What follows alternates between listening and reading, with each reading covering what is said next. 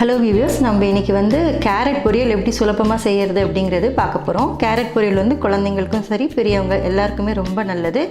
இதில் வைட்டமின் ஏலாம் இருக்கிறதுனால நம்ம வாரத்துக்கு ஒரு 2 முறை செஞ்சு சாப்பிட்றதுனால நம்ம ஹெல்த்துக்கு ரொம்ப நல்லது. இது எப்படி செய்யலாம் அப்படிங்கிறது பார்க்கலாம் இந்த வீடியோவில்.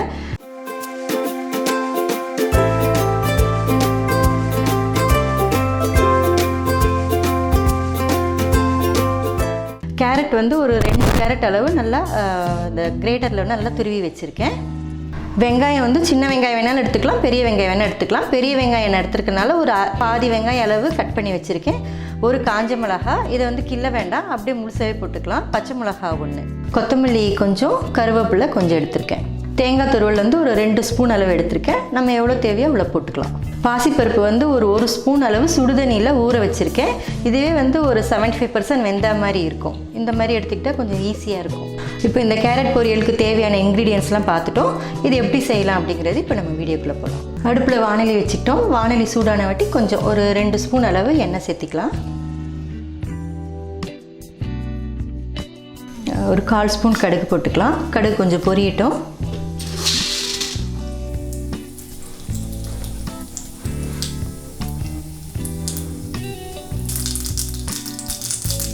பொரிஞ்சிச்சு. கடலைப்பருப்பு ஒரு 1/4 ஸ்பூன் போட்டுக்கலாம். கடலைப்பருப்பு கருகாமல் பார்த்துக்கோங்க. கொஞ்சம் கருகிடுச்சுன்னா பொரியலோட டேஸ்ட்டு நல்லா இருக்காது.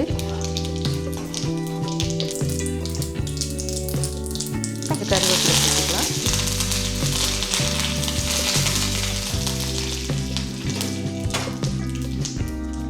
காஞ்ச மிளகாய் 1, பச்சை மிளகாய் 2, கொஞ்சம் வெங்காயம் எல்லாமே ஒன்றா சேர்த்துக்கிறேன்.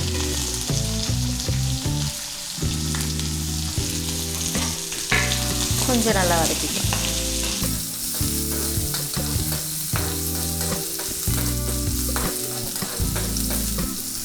வெங்காயம் வணங்கும் போதே கொஞ்சமாக சால்ட்டு சேர்த்துக்கலாம்.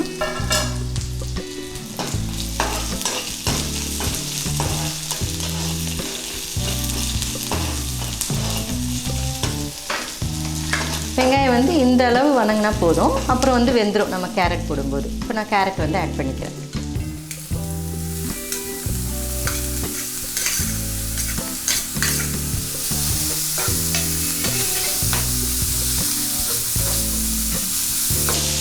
லைட்டாக கலந்து விட்டுக்கலாம்.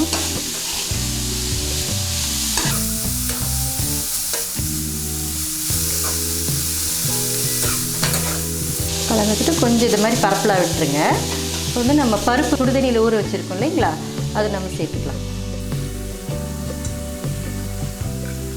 சேர்த்துட்டு ரொம்ப கலர வேணாம், இப்படி கொஞ்சம் மூடின மாதிரி வச்சு இப்போ இதை க்ளோஸ் பண்ணிடலாம். இந்த வாணலியை ஒரு 2 அதில் பருப்பில் இருந்த தண்ணியே போதுமானதாக இருக்கும். அப்பப்போ கொஞ்சம் பார்த்து திறந்து கலந்துக்கோங்க, ஏன்னா அடி பிடிக்காமல் பார்த்துக்கணும். இப்போ இது ஒரு 2 to 3 மினிட்ஸ் வரைக்கும் மூடி வச்சிடலாம். இது ரெடியாக ஒரு 3 to 4 மினிட்ஸ் ஆகும். வெயிட் பண்ணலாம். ஒரு 1 நிமிஷம் ஆயிடுச்சு. பார்க்கலாம் அடி பிடிச்சிருக்கேன் என்னென்னு. இனி பருப்புலாம் கொஞ்சம் வேகணும். இன்னும் கொஞ்சம் மூடி வச்சு இது பண்ணலாம். எதுவும் அடியெல்லாம் பிடிக்கல, அதனால் அப்படியே மூடி வச்சிருக்கேன். திரும்ப தேவைன்னா கொஞ்சம் தண்ணி தெளிச்சிக்கலாம். எனக்கு தேவைப்படலை, அதனால் நான் தண்ணி தெளிக்கல. இன்னும் 2 மினிட்ஸ் வெயிட் பண்ணலாம். இப்போ ஒரு 3 மினிட்ஸ் பக்கமாக ஆகிடுச்சு. எப்படி இருக்குன்னு பார்க்கலாம். கொஞ்சம் பருப்புலாம் நல்லா வெந்துடுச்சு. கேரட்டு கொஞ்சம் நல்லா வெந்த மாதிரி தான் இருக்குது. கொஞ்சம் நல்லா இப்போ கலரி விட்டுக்கோங்க. கொஞ்சம் தண்ணி வேணும்னா தெளிச்சுக்கோங்க.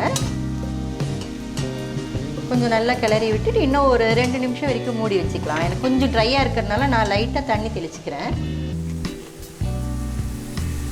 ரொம்ப ஊற்றாதீங்க, சும்மா கொஞ்சமாக தெளிச்சுக்கிட்டா போதும். இன்னும் ஒரு 2 நிமிஷம் ஒரு மூடி வச்சுக்கலாம்.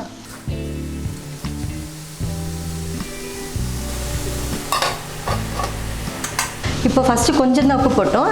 கொஞ்சம் உப்பு போட்டுக்கிறேன். காரம் வாயில் போட்டு பார்த்துக்கோங்க. பத்தலைன்னா கொஞ்சமாக மிளகாத்தூள், நீங்கள் குழம்புக்கு என்ன போடுவீங்களோ அது கொஞ்சமாக சேர்த்திக்கோங்க.